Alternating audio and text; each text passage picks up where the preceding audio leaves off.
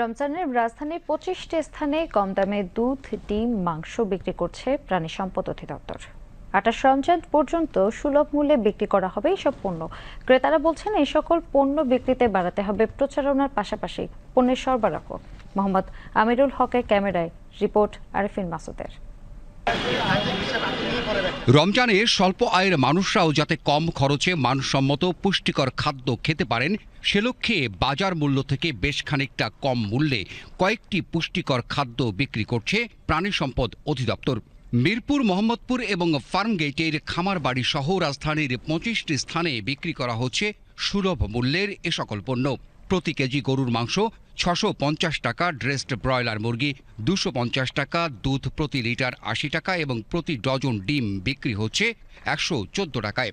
স্বল্প আয়ের মানুষের জন্য অনেক ইফেক্টিভ জিনিস হয়েছে, কেন হচ্ছে সবাই তো মার্কেট থেকে কিনে খেতে পারে না, যার কারণে হচ্ছে যেহেতু এখান থেকে আসছে তাড়াতাড়ি সবকিছু আমরা পেয়ে যাচ্ছে। বাচ্চাদের জন্য দুধ নিলাম আর কি, দামটা ওটা 10 থেকে এরকম আছে, আপনি 80 টাকা নাকি।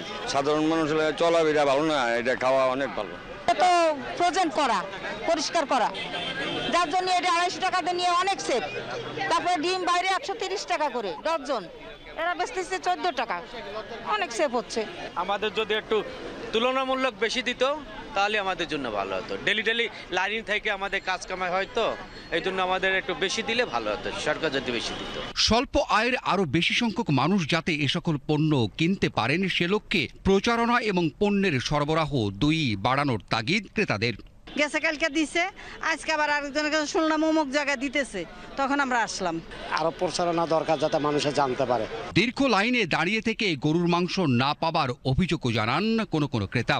এই রোদের ভিতরে অনেক সময় ধরে লাইনে দাঁড়িয়ে আছি, এখন কাছাকাছি যে আসছি বলতেছে গরুর মাংস শেষ হয়ে গেছে। এখন রোদের ভিতরে এত সময় দাঁড়িয়ে থেকে তো কোনো লাভ হলো না। ক্রেতাদের এমন অভিযোগের বিপরীতে প্রাণী সম্পদ অধিদপ্তরের এই কর্মকর্তা জানালেন, প্রতিদিন বৃদ্ধি পাচ্ছে ক্রেতার চাপ, বাড়ছে চাহিদাও, আর এর সঙ্গে বাড়ানো হচ্ছে পণ্যের সরবরাহ। রমজানের আগের দিন গত পরশু আমাদের গরুর মাংস সরবরাহ ছিল 34 কেজি, গতকাল ছিল 38 কেজি, আজকে 60 কেজি, গতকালের চেয়ে অলমোস্ট ডাবল। ফলে জনগণের চাহিদাও যেমন বাড়ছে, আমাদের সরবরাহ বাড়ছে। আমাদের সরবরাহ আশা করি ডে বাই ডে বাড়বে। পণ্যের গুণগত মান ও বিশুদ্ধতা নিশ্চিতে সর্বোচ্চ গুরুত্ব দেওয়া হচ্ছে বলেও জানান এই কর্মকর্তা। কোয়ালিটির ব্যাপারে আমরা আপোষহীন।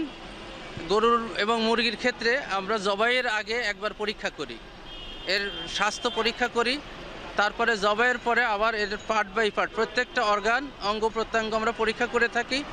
তারপরে যে চপিং করা, পিস করা হয় এবং যে 1 কেজি করে আমরা প্যাকিং করি এবং ফ্রোজেন করি, তারপরে আমাদের সাপ্লাই স্পটে চলে আসে। সেই অনুযায়ী আমরা জনগণের মাঝে আমরা এসব দিয়ে থাকি। এই কার্যক্রম চলবে 28 রমজান পর্যন্ত। Arifin Masud, BTV news, Dhaka.